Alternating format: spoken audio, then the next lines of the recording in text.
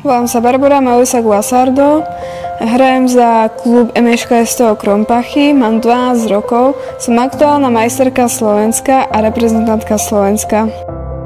Som 7. hráčka svetového rebríčka do 13 rokov. Teraz sa pripravujem na majstrovstvo Európy do 13 rokov a tiež aj do 15 rokov. Z aktuálnych úspechov si najviac vážim víťazstvo v Paraguaji a víťazstvo v Argentíne. Môj veľký sen je trénovať aj v zahraničí s top hráčmi sveta a hrať veľa zahraničných turnajov, čo je finančne veľmi náročné. Za každú vašu podporu vám vopred ďakujem.